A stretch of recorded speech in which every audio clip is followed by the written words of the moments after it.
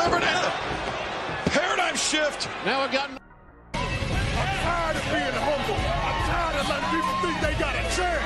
The tribal chief is head and shoulders above everybody.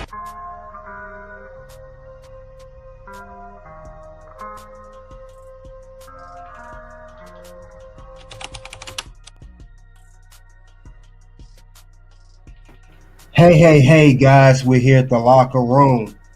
It's been a minute since I've been here. We're going to talk about why TNA Sacrifice is better than AEW Revolution 2025 main event. And we're going to talk about why AEW Revolution had the worst main event ever to a pay-per-view. Get the likes as you come into the room. We are going to air some dirty laundry on this one. Now, we're going to go over the match card here. We got ourselves in a match card. Now, this is Revolution. I'm going to talk about the main matches. I know some of the undercard matches don't matter as much, but we'll talk about majority of the matches that was on this card. And then, of course, we'll talk about the main event of the card, which would be for the AEW World Championship, which was Jon Moxley defended the championship of the AEW World title versus Adam Copeland in the match. And we'll talk more about that. Now, afterwards, after I do talk about that, I will go on and move on to TNA Sacrifice to talk about their match card too. And also talk about their main event. Their main event, as you guys know, was if you follow TNA, they did have a good 10-man tag team match. A 10-man tag team match was in a steel cage match. So we will talk about that as well. Well, we're going to first move up. We're going to start off talking about AEW Revolution. Now, we'll go over each match. Some matches, like I said, AEW Revolution, I want to say first and foremost, even though AEW has fell off, it's not what it used to be back the old days of AEW Revolution. The AEW Revolution match card was not bad. I want to say that. But all the matches were not all that either. So, the pay-per-view was okay, but could have been better. And that's the bottom line between that. Because I thought it could have been better. Because people are raving saying that AEW Revolution, that was a great pay-per-view and all that. It was not. It wasn't. I thought it could have been a little bit better. It was average to me, average at best. But I'll go over the matches here in a second. We'll see what the whole deal is behind that, because it don't make no sense. And I got it. And this I had to talk about. This had to be talked about, and it has been talked about enough. Now everyone is going to talk. People have made videos about the whole, the main event of AEW Revolution and the title match for the AEW World title, which is true. It's very true, but I want to talk about that in majority of the card, and then also talk about as well, like I said before, talk about the TNA, and we'll talk about their match card too. But we're going to start talking about each match. Matter of fact, let's start off talking about MJF versus Adam Page. Hangman Adam Page. So let's go over that.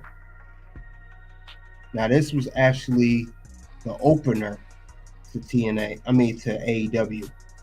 This was the opener to the whole pay-per-view. I thought that this started off good. This was a solid match. It was not bad. Considering these are two former world champions, like I said, it was a good match, very good match for these men. They put everything they could, good storyline. The only thing I like about MJF, Adam Page, and AEW does a lot, all the spitting, and I know that's a good way to get cheap heat in wrestling. I understand all of that, but AEW, they just do that too much. Now this was good. Now it ended up being Adam Page ended up winning the match over MJF. MJF did lose the match, but like I said before, it was okay match. It was a good match to kick off the whole pay-per-view. I think they had it on Prime Video. They said Tony Khan still later on. It will be on later this year. He'll start simulcasting to Max for the PLE's pay-per-views. So I'll get at a 4 out of 5 that match. It was a very good match. But we got to talk about the next one. Let's talk about another match on the card. A match that should be talked about. Let's talk about this match here. And I don't understand this either. And another match we'll talk about was actually a championship match. And we'll talk about that right now. Now that match here, it is Mercedes Moné. She defended the TBS Championship against Momo Watanabe. I can't pronounce her name. She a wrestler from Japan. That's all we need to know about that. So if you don't know, now you know. I mean, they had a title match. Now this title match here, it was for the TBS title. Mercedes Moné, I spoke about her before on this channel. She's been doing good on her matches. She's been doing a little bit better. But she don't elevate her opponents. That's her whole problem. That's my issue with Mercedes. She never elevates her opponents. Never do anything to make them feel, at least make them feel like they won, even though they lose the match. They already know they're going to lose the whole match going in, but it never, she never makes her opponents better. That's my whole issue with Mercedes Moné. She does that with all her opponents. It don't matter what opponent it is. She never does anything to make them feel better. And she did the same with Momo Watanabe. This match was okay. Like I said, it wasn't my most. It was an average match at best. Mercedes Moné, she's held the TBS title way too long. And I think when she had the belt too long, she held the belt now for what? It'll be a year in May. So she on the belt a good 10 months. I think it's just time for her to transition the belt to somebody else. And she's fought a lot of people. She fought Chris Statlander. She fought Britt Baker. She fought Willow Nightingale. That's who she defeated to win the championship. She's defeated Anna Jay. She just recently defeated Momo Watanabe. She defeated a lot of women on the roster. And I don't think there's any more for her to beat. That's a new upcomer. Harley Cameron is coming up. Maybe she could be the one to defeat Mercedes. But there's really no use of her with this belt anymore. It's really not. I don't see the use of having this belt. It's pointless at this point. So I'll wait for her to lose the belt very, very soon. Because I'm not a fan. I'm not on board with her having this belt anymore. And that's how I feel about it. And that's the truth. I'm tired of being nice. Tell me when I'm telling lies. So that's how I feel about that whole situation with Mercedes Moné. I think she should lose the belt very soon. But the match was okay. I give this a 3.5 out of 5. And that's my take on that particular match as a whole. Now we can go on to the next match on the card. Now we had a number one contendership match. I don't know why they kept this low. This should have been a little bit higher on the card, if not the main event. Not the main event, definitely right before the main event. I don't know why they had it in the middle of the card. Anyway, it's Ricochet versus Swerve Strickland. They had a match once prior. Ricochet won, but this time they fought. It will be for number one contendership. Whoever wins will go on to face Moxley, or whoever won that match between him and Copeland for the AEW World Title at a tentative date, whatever date that may be. This was a great match. Great storytelling. I like the spot where on an announce table. I like this another spot where Ricochet with Swerve. Good moves. These guys work well together. I like the whole story of Ricochet wearing Prince Nana jacket and all that. That was cool too. Not bad at all. And even remember, it was good part of the story when Prince Nana was leaving because he got tired of Swerve not getting the jacket back. And he said that on episode Dynamite week before last. So Swerve, he got Ricochet. He won the match. And he's the new number one contender for the AEW World Championship. Well, do I see Swerve regain the championship? That remains to be seen. This was a great match. Actually, if not the best match on the card, in my opinion. So I will give this a 5 out of 5. But let's move on to the next match on the card. All right, we had the AEW Women's World Championship. Timeless Toni Storm versus Mariah May, the challenger. The Hollywood ending. This match here, it was just overdoing too much. For one, it was too much blood in this match, and they did too much with the glass. Like Toni Storm put glass over her fist, and Mariah put glass over her fist. And then AEW does this a lot. They always overdo these glass spots. It's like ever since Jack Perry and that CM Punk situation all in 2023, this company always goes over the edge with the whole glass spot. We see this in cage matches. We see this in regular matches. We see this on pay-per-views, Dynamite, the Blood and Guts special, team special they have on Dynamite. They do this all the time.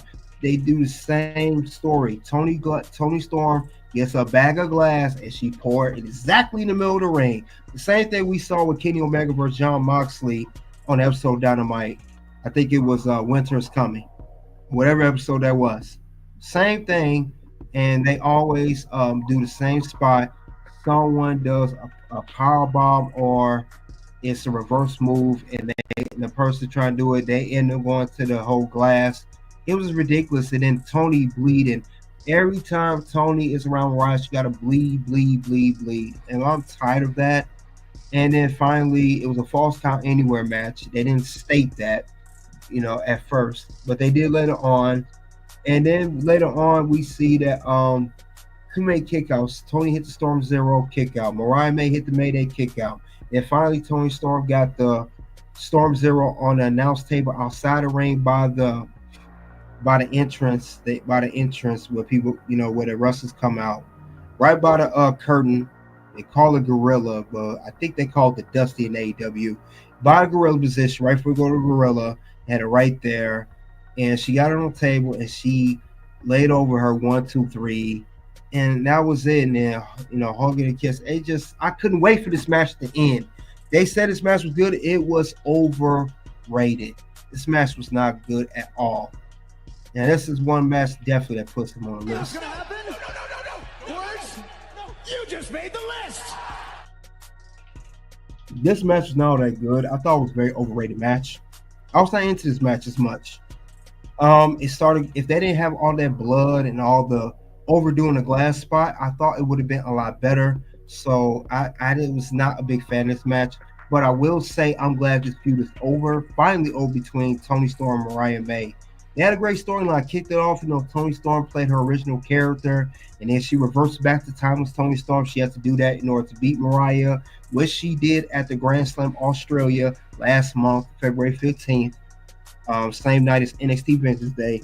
So that was good, but this story had to end, and I'm glad it's over. I'm very glad it's over, because if I had saw another match between these two, I was not for it. No. So I was not going to see another match between Toni and Mariah. This match here, it's a 3. It's a 3. Actually, that's less than that. I give it a 3 out of 5. It's a very subpar average match. Bottom line, I'm just not a fan of this at all. I'm not a fan of it. This match was overrated. And I saw the whole match. I saw most of these matches on the card. I didn't think it was all that. Nothing to Toni and Mariah have no more story to tell between these two. Mariah beat Toni at All In last year, 2023, not this past year, but the year before last, in 2023. Oh, well, I'm sorry, 2024. I'm sorry. It was this past year. Excuse me. This past year, she beat at All In. She beat Toni for the AEW Women's World title. And Mariah May, her run was not that good. It sucked. It was trash. Didn't have a good run. So it was only fitting that Toni come back and challenge Mariah again and win the title. It was only fitting to do that. So I was not on board with this match. So that's my take on that particular match. But I only care for 2 matches so far. 3.5, but let's move on. This match here, we got the Will Ospreay versus Kyle Fletcher match, steel cage match. I was not a fan of this match either. It was too long. It was almost 30 minutes. And Will and Kyle has wrestled this is a 3rd time wrestling, and all their matches are the same. They always use the screwdriver spot. They always Kyle always trying to do the same moves.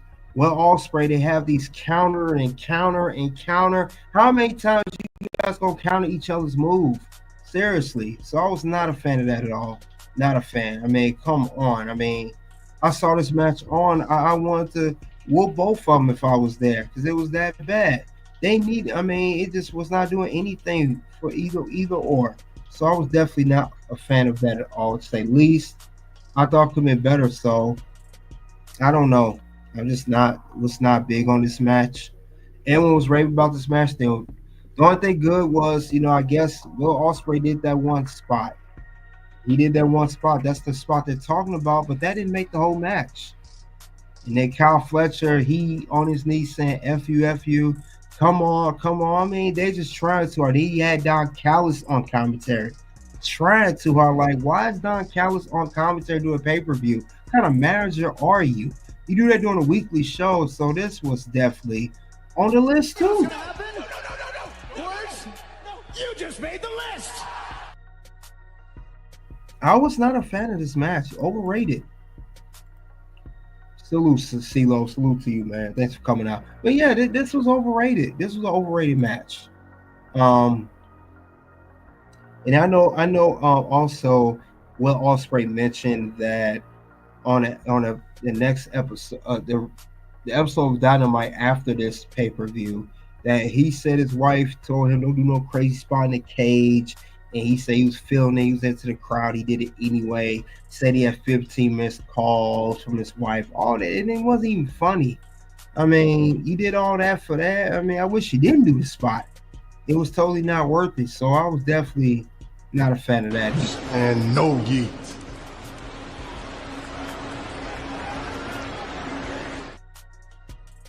So I thought this match was not all that. This match was another overrated match. I mean, it was overrated. So I give this match here in particular 2.5. I couldn't get into this match. I had to make sure I didn't fall asleep watching this match. So that's how my take on that. And then we get to the main event. We got the AEW World Title, Jon Moxley, who never shows the title. His stupid briefcase they keep keeping it in. It's so dumb briefcase. And then he's going against Rated R superstar Cope. So, I mean, seriously, chat, if you listen on playback, if you're not listening to it right now live, why do we have an overrated guy that's world champion for one, and he's main eventing against a 50-plus-year-old guy who's way past his prime, is near retirement? For real, actually, I mean, on his terms this time. Why did you have the main event this show? That's me. But anyway, this match here was definitely trash, to say the least. This match was so bad, so terrible, that they had to go and drag Christian. And they had Christian go in and cash in his contract. You know, their version of Money in the Bank. AEW has one, TNA has one too. I think it's the Dynamite, Diamond Ring, whatever. No, not the Diamond Ring, the Diamond something, whatever you call that garbage. It doesn't even matter. He came in to cash in, and this was during when Copeland had hit a spear on Mox, and he was gonna get 3 count. And Christian pulled a ref leg out of the ring, go ahead, and he signed a contract. I mean, we thought that was gonna save the day, but it didn't. But we at least thought so at one point.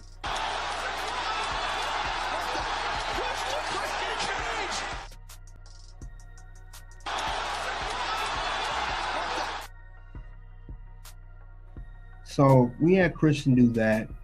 And look, this match was just trash. I mean, no kind of structure. Delivered in the paradigm shift. Now I've got. This match was trash. It's the worst main event I've ever seen. And it's supposed to be your world champion. You supposed to be cream of the crop. Creme de la creme. I mean, the top of the mountain, the elite, the finest of the company, and you put on a crappy main event like that, and it had the nerve be for the title too. Again, come on, are you guys playing us for a fool? Come on. You know what's gonna happen? No. Words? No. You just made the list. This was a terrible pay-per-view event, a main event. This was terrible. This was terrible. It did not do anything. And I saw, like I said, I saw both Revolution and TNA Sacrifice back to back. So I know how it was structured, and this structure was trash. Why did Adam Copeland have to be challenging for the world title for the first place? Did we really need him to challenge for the world title? No, we didn't. Why does Moxley still champion? Why can't y'all get the belt off this man? Does he have like a deal with Tony Khan to keep this belt for a good minute or something? Is it kind of deal they worked out? Why is he still champion? I'm still trying to figure it out. And you could tell that they just fumbled the main event. Tony Khan fumbled this whole thing. This is not how you structure a main event. This match would have been better off if it was the first on the card or the second on the card.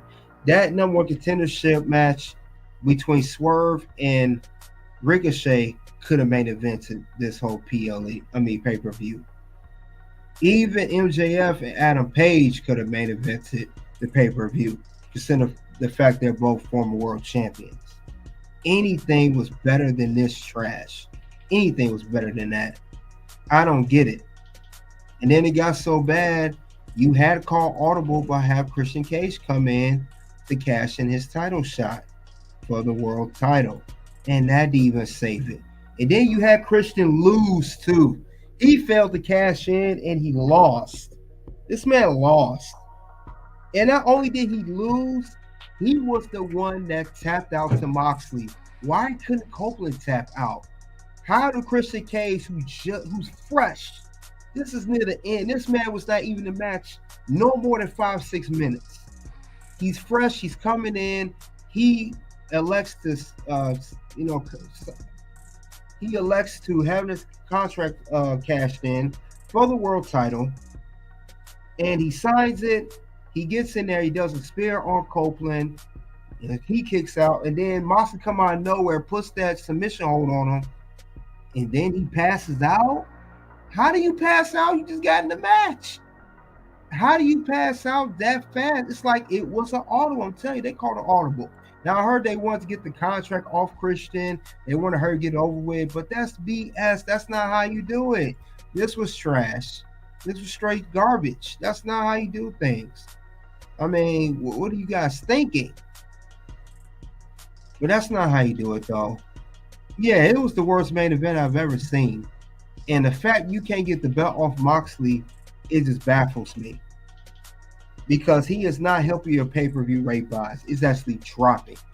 And I mean, to be honest, to be perfectly honest, one of these two men, if not one of these two men for that matter, if it's not one of these two men of MJF or Adam Page, let Ricochet or Swerve, somebody win the world title other than this man right here. And we talking about Jon Moxley. You had Christian cash in, didn't work out. But get the belt off this man now. He had this belt long enough. He won it back, All Out back in September? He had the belt for 6 months, and he's done nothing with it. And I mean nothing with this belt. None whatsoever. So I don't think he needs to keep on holding on to the belt. So it was just a horrible main event.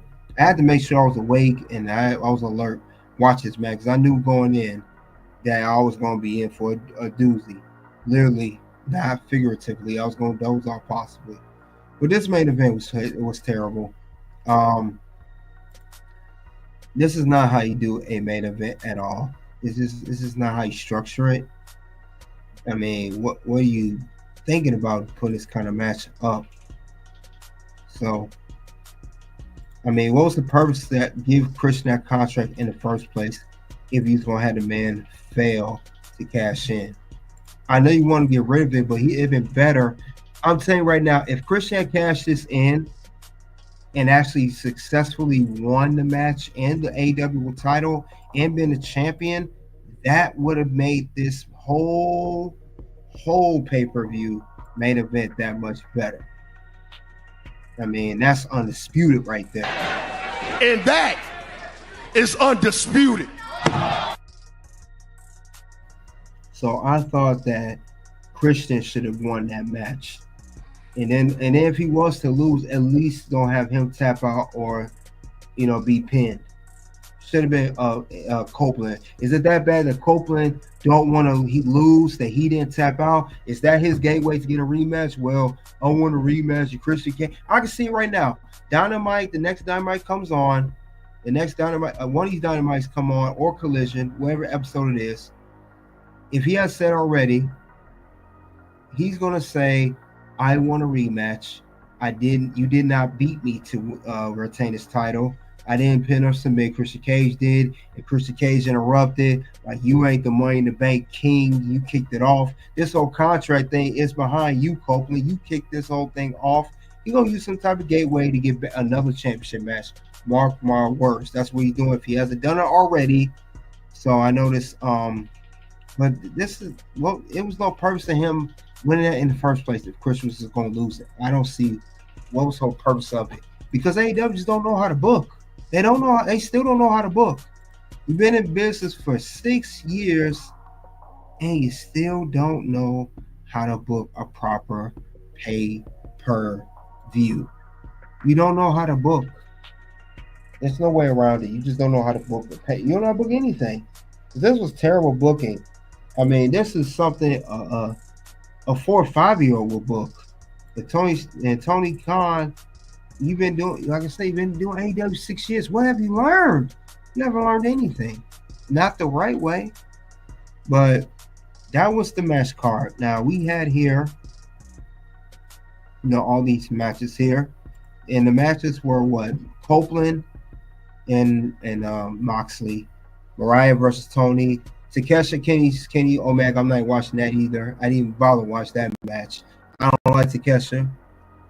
Cal versus Ospreay. Swerve versus Ricochet. Mercedes versus Quantum, whatever her name is. MJF versus Paige. Her business, I didn't watch that match. We knew that was going to win. Your 0 hours trash. I mean, this card was not. You lucky you had the matches you had, because this card could have went down a lot worse. So it just no. This could have been done a lot better. As a whole, could have been booked way a lot better. Based off what I saw, I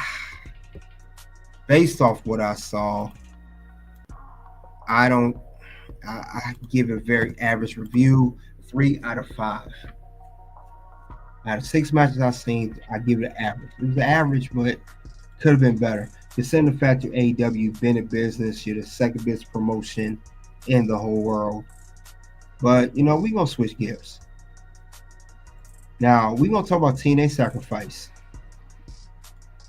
This was just Friday. This past Friday. And it was actually good. Unlike AEW, I like TNA Sacrifice. I saw the whole thing. I didn't skip anything. Now, they had a good match card. You had what? 2 championships defended.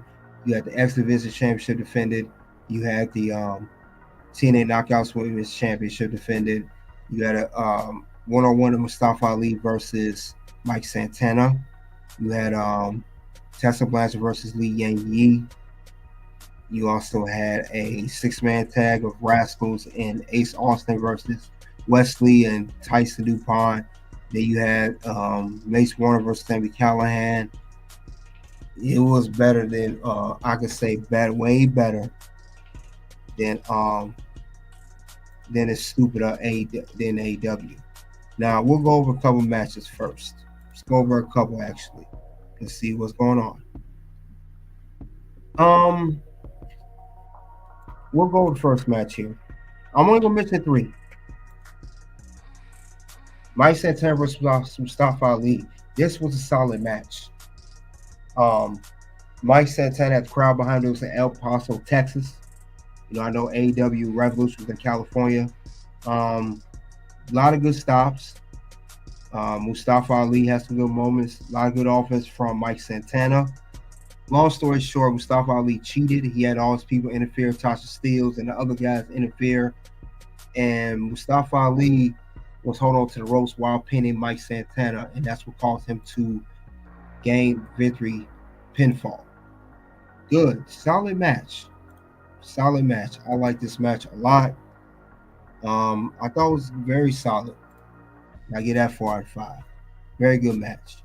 I like how they booked this match. They actually know how to book it TNA, unlike AEW. They don't do anything right over there. But let's look over other matches that happened on the show. Another one. Now we had an X Division Championship match. This was Moose, the TNA X Division Champion, versus Jeff Hardy. Another solid match. These guys put on a good show. Jeff Hardy went out. He used his experience. Moose used his power. Now, of course, he had Alicia Alexander of the System. She was there. That's what caused him to retain the title. She interfered. She tapped Jeff Hardy with a kendo stick. He gave her a twist of fate. Moose came in, powerbombed Jeff Hardy. Good spot on there. We saw Jeff Hardy. He had a good offense. He powerbombed Moose. But good spots by these men. And Moose ended retaining the X Division Championship by climbing the ladder. It was good stuff. And that's how you book a match. So, like I said, a great match. I like how these two worked well with each other. And that was Moose's first ladder match, and he did solid. Good solid. Jeff Hardy, I know he's one half of the tag team champions. But yeah, there's not else more to say, but other than that though, it's just wow. Well, let's get on to the next part of the show. The main event, we're gonna talk about this here. Now I know this is updated. We got Joe Hendry, the TNA World Champion. You got Matt Hardy, one half of the tag team champion, Elijah. The other two men were Nick Nemeth, Dolph Ziggler, and the other guy was who's the fifth guy? Leon Slater. I think he's a foreigner, young guy. Then you had the system of Brian Myers, Eddie Alexander, JDC, and the Colons. This was a good. The setup was great. I like this match because it's similar to War Games. They start off with 2.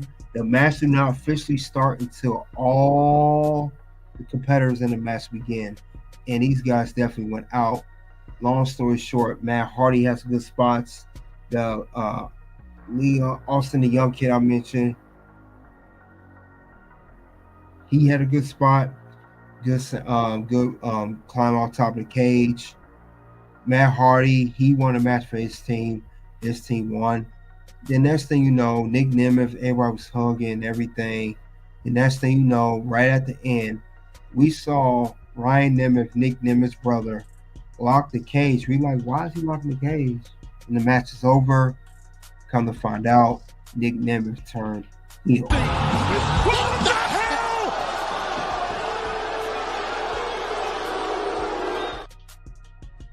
That was a good moment, and I was definitely happy about that.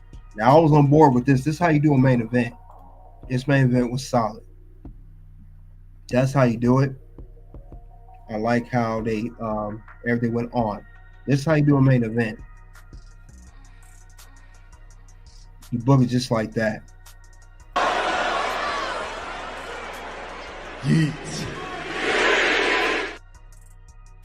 Now, we knew that Nick Nemeth, for people that follow TNA, Nick Nemeth was suspended by Deputy Santino Marella.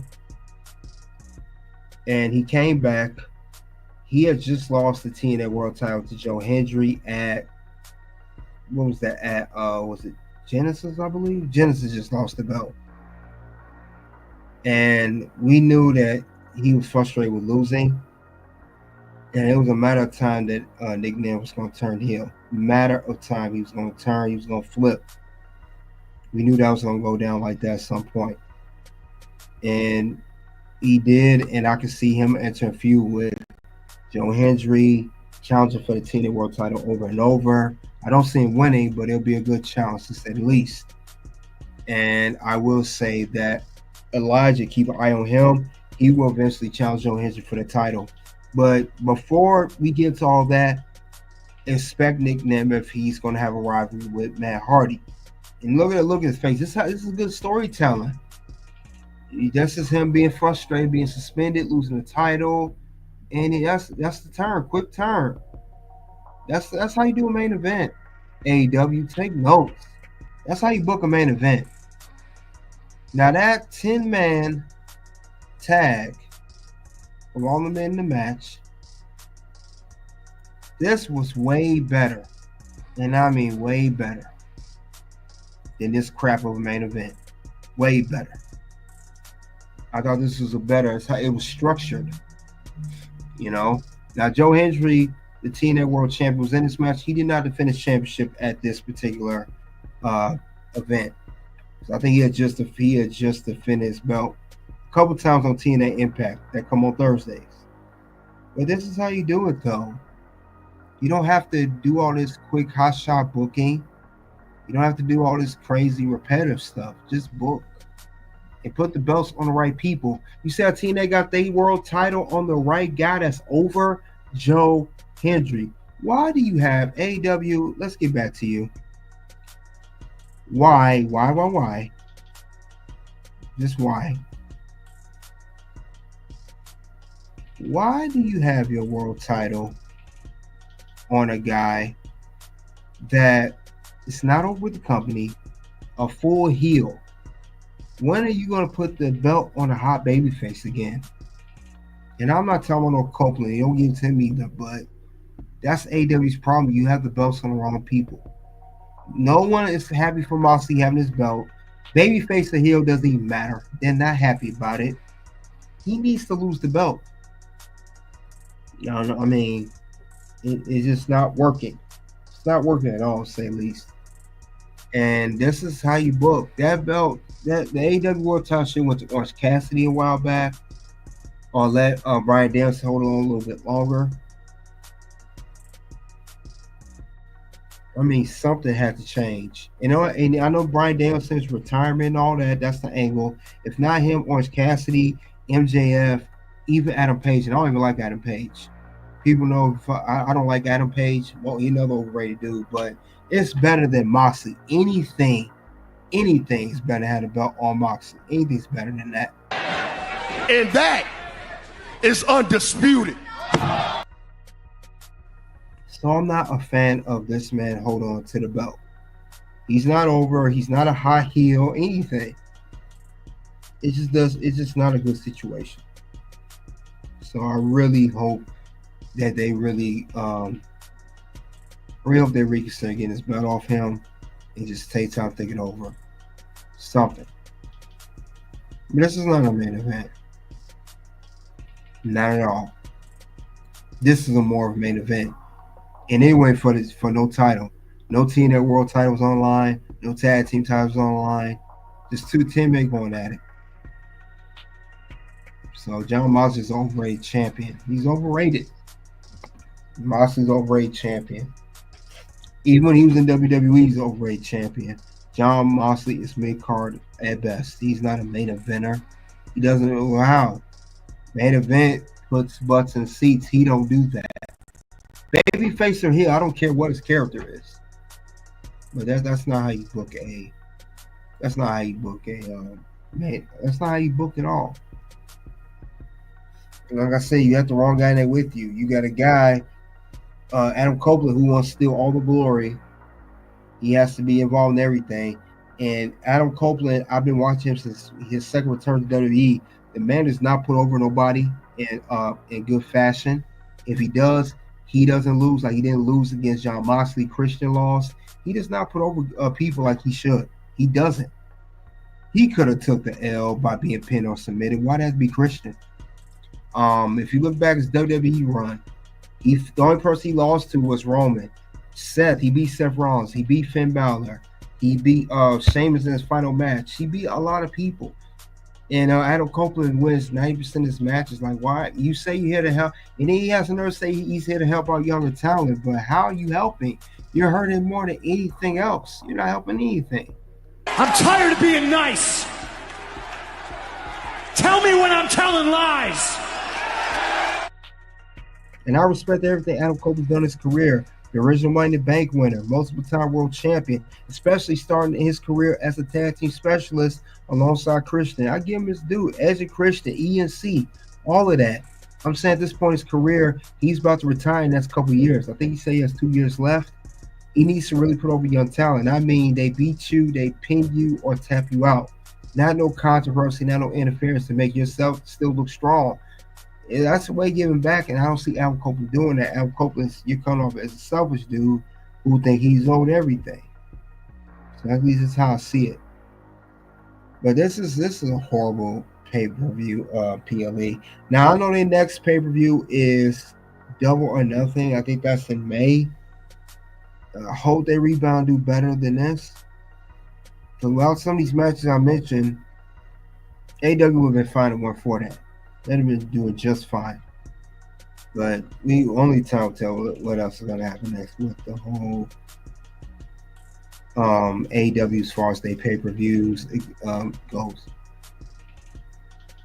Because we do know that All In, like Tony Khan said, will be multi-stream. Like I said earlier, it'll be simulcast on Max later this year.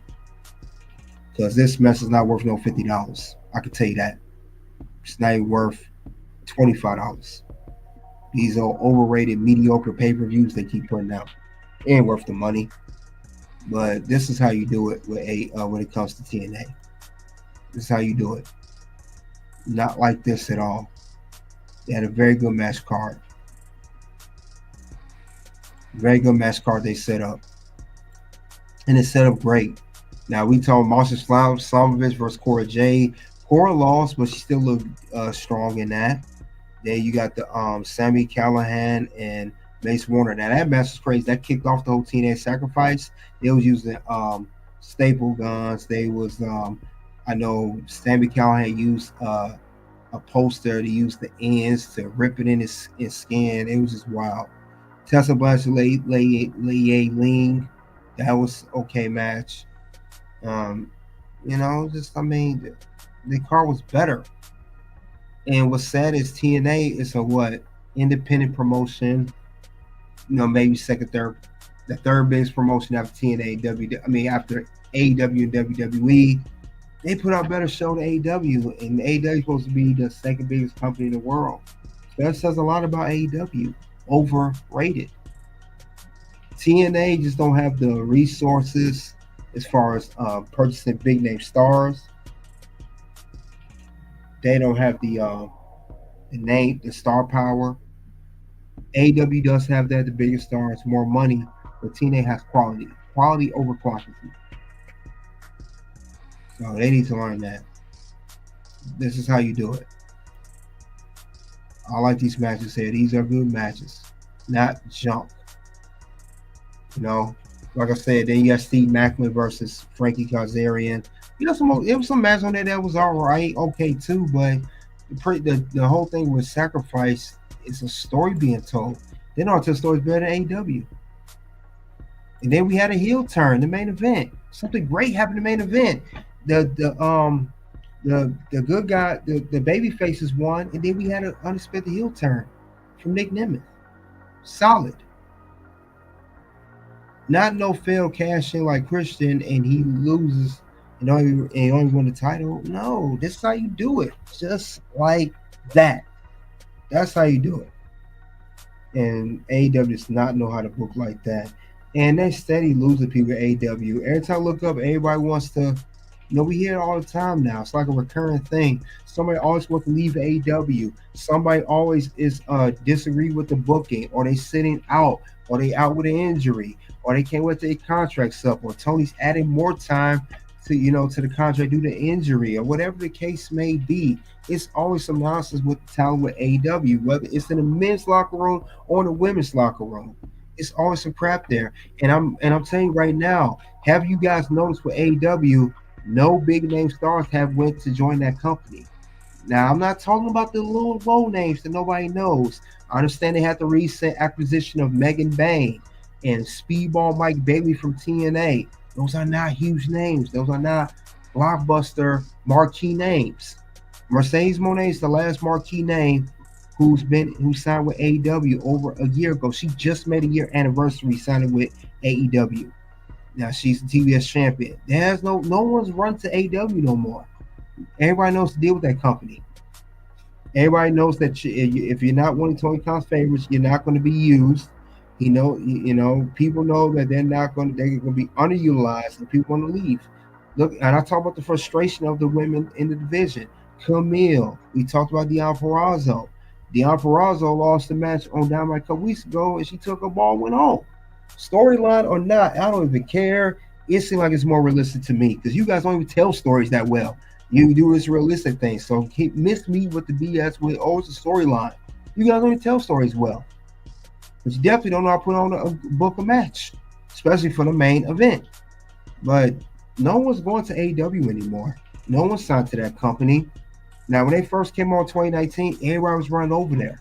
Now, with the way things have shifted over in the past several years, with the change in management, WWE, especially being purchased out by, TKO, Endeavor, starting that company, merging with UFC, things are on the upside for WWE and on the downside for AEW. So there's nobody going to that company. Nobody's rushing to go over there.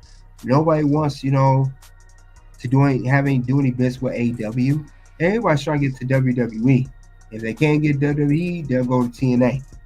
If it's not about money, and if they can't go to TNA, if they don't want to go to TNA, and they want money, and they can't go to WWE, they're not gonna go nowhere. They're not going to no AEW. If they do, it's gonna be a short-term period. It ain't gonna be long-term. Short-term. But nobody wants to go to that company no more. It's a joke. They have been exposed a long time ago. Everybody, if you look at AEW, all the originals are gone, except with the exception of MJF, Orange Cassidy, and a few others. And then we see a lot of people are out. Britt Baker, I heard she's out. She's not with the company no more. Young Buck's on vacation for the 1,000th time. Kenny Omega just came back because he was out. He was sick. We know about that. I talked about that on the channel too. Jack Perry, where he at? He's been gone. Anna Jay, where she at? She's been gone. A lot of people you don't see in there. I think Jamie Hayter had a visa issue. It's always something going on. It's just a toxic locker room, but all that toxicity, all the nonsense going on AEW, it shows because, like I said, once again, you can't book a pay-per-view main event show. So all that stuff going on, it affects them around the locker room. It affects the work, everything. So AEW they need to get together at the end of the day. But other than that, though, guys, I'm comparing. That's what I did. I compared TNA, AEW. You guys let me know. Like, did you like AEW pay-per-view of AEW Revolution 2025? Or was you more of a fan of the TNA Sacrifice 2025? TNA Sacrifice 2025 was good. I like that one. AEW Revolution was very average, and I would not pay no $50 for that crap. You couldn't pay. I mean, no way. But you guys let me know. We're talking about why TNA Sacrifice was better than AEW Revolution 2025, and we're talking about main events, and we're also talking about the cards as well of other matches, guys. So, like I said, I'm trying to get back in the habit of doing lives on Sunday evening. I don't know what Pacific time. Get back to doing that again. This is pretty much a locker room production here. So, we got to get that going. But other than that, you guys let me know in the live chat. Also, let me know on the playback what you thought.